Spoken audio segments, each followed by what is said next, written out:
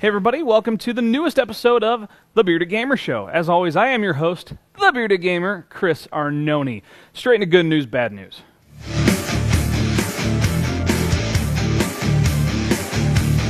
So first off is just a little piece of news, but it's a good piece of news. Rayman Origins, right now, is on sale at Toys R Us for $20.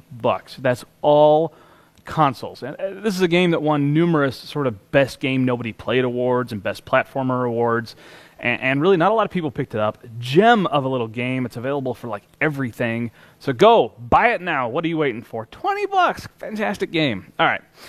I'm going to file this straight up in the rumored category. We'll probably have a confirmation maybe by the time you see this video, but definitely probably within the next couple days. PlayStation 3 looks like it may be getting a new video editor. Now, this blurry photo is courtesy of Engadget. I actually emailed them directly saying, yes, we could use their image, and you can see the watermark right on there. So somebody's blurry little cell phone image is showing this at the Sony booth at CES, the Consumer Electronics Expo. And according to the tipster, this is called Play Memories Studio, and it's also showing a little Facebook integration. So maybe we're getting some video editing. Now, I'm not sure how really this will work yet. I mean, we really don't know anything other than there's this and one other picture, which is pretty similar to it. But it could be kind of cool, you know, doing it directly on the PlayStation 3, nice big television, and then like uploading it straight to Facebook from there. So it looks like maybe a little added bonus to owning a PlayStation 3 pretty soon. All right, some straight up bad news. Now, some sites have been reporting that Diablo 3 is supposed to be coming out February 1st, which would be right around the corner.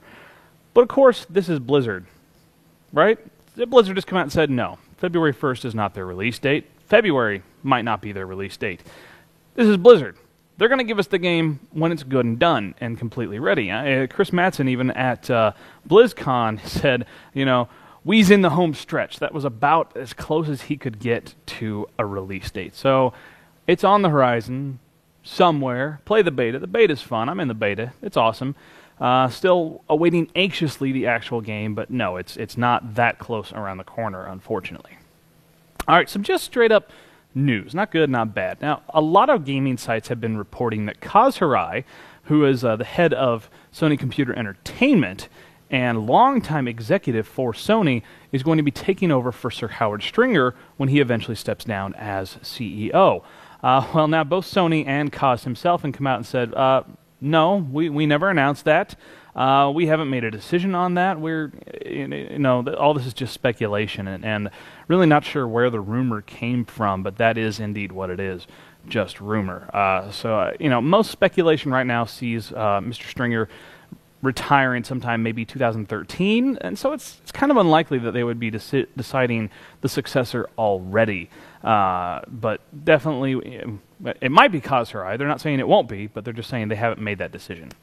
All right, we're going to end up with some bad news, at least bad news for Best Buy. Now, they have reported their sales figures for the fourth quarter of 2011, including December, and they reported a slower December than normal, than what they expected, and double-digit declines for games. They're not giving us exactly what that number is, but double-digit declines. They had a strong third quarter, so it's actually helping them balance out, and they actually overall were good on the year.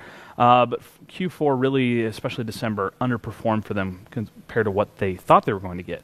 Now, they're citing competition from Amazon as well as GameStop, and they're saying that there's a retail tendency in that quarter to focus on the Wii and handheld games because there's so much more video game buying for kids during that section.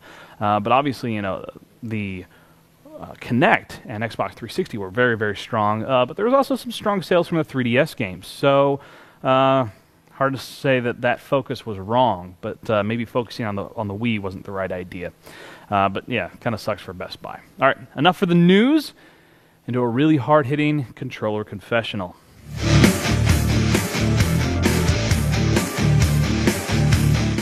Now, I've talked about a lot of some heavy topics the last week or so, and this one is probably heavier than all of them. And it's sad to say that, unfortunately, racism is alive and well in the video game journalism industry, and it saddens me to say that. But recently found out from my buddy Hip Hop Gamer, his channel, all of his content has been banned from N4G.com. That's News for Gamers. It's a aggregator site for video game news, a lot of user-generated content, provided content, approved content, all by the community. Apparently enough users have disliked him, thumbs down him and his content, that their filter automatically prevents his content from going up to the front page of N4G. Now, Hip Hop reports that indeed many users actually created multiple accounts in order to troll his content. And wouldn't put it past any online community for something like that to happen. Unfortunately, I've had a lot of long conversations with him, and he's no stranger to racism in general, and of course in this industry, which saddens me greatly. And at the time when I first found out, I was kind of surprised. But then again, I'm white, so I don't face these same challenges that he's seen. And this is ridiculous. It's 2012, people. Is he different and unique? Yes. Does he not talk like everybody else, not sound like everybody else? No, he doesn't. Does that make him less of a gaming journalist? No. Yeah, and then certain people are trying to say, oh, no, it's not because of race. It's really because he's just too venomous. He's too outspoken. He's too, you know what? There's guys called Jim Sterling out there. There's a guy named Yahtzee out there. A couple white guys with British accents that yell and scream at the video game industry all the time, and you don't see doors slamming in their faces. Yeah, I actually met up with Jim Sterling at E3 just briefly last year, and he was telling me he's so popular, people make appointments with him. Usually we journalists make appointments at all these different booths. They were making appointments with him. That's how big he is, and he is, venomous toward the industry when he feels it necessary, as is hip hop. And so, to me, this sort of voids out this whole discussion. Hip hop, he's broken news. He's gotten some great exclusive interviews. And I've been with him at conventions, at some events, and you know what? The industry respects him. Game creators, game publishers, they take their time, they talk to him, they hang on to the belt that he carries around with him all the time. He's respected in the gaming world. Now, maybe not in the games journalism world nearly as much as he should be. And that's bullshit. I'm going to use that word. That is bullshit. He's a great guy. He works hard. He's built something up from nothing. And the fact that he still has to fight harder than I do because of the color of his skin, bullshit. I'm using that word, all right? Enough of it, okay? And, N4G, they're coming back saying, oh, well, it's just our content filters. Well, here's the thing, N4G. You want to be, you're admins, right? You have these admins. You have people you pay, you employ to sort of govern the site. Well, this is something that needs governance. You can't let this bigotry stand.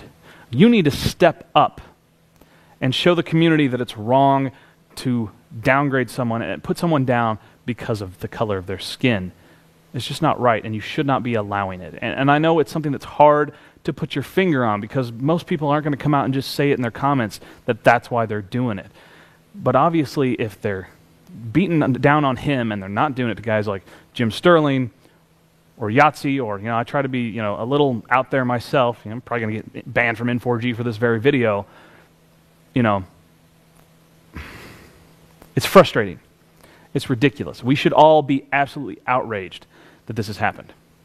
All right, off my soapbox for now, on to Nerd TV.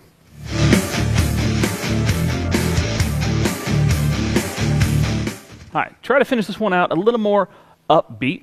Now, if there's one thing that modders love doing, they love taking video game consoles, classic older video game consoles, and magically making them portable. I've seen this done with the NES, the Super NES, Sega Genesis, all kinds of cool stuff. And now recently this just happened with a GameCube. Now this doesn't happen often with any console that requires a disk drive, because the disk drive itself is just too cumbersome. It's too big, it'll make it too big, too heavy, too much of just a pain. Well, Jonathan Shine has built a portable GameCube, and what he did, instead of using an optical drive, he'd use an SD card reader. Now, I'm certain, of course, these SD cards are loaded with legal backups of his vast library of GameCube games that you're going to see in this little part of the video, so I'm sure he's doing everything completely legally. Just putting that out there. But enjoy the video. We're going to play about a minute of it. It's about 5.5 minutes long. I encourage you, head over to YouTube, check out the full video, search for user, it's TCHAY777, so Tchay777. Watch the whole video. It's really cool. Kind of wish I had one myself. Enjoy the video. We'll see you guys next time.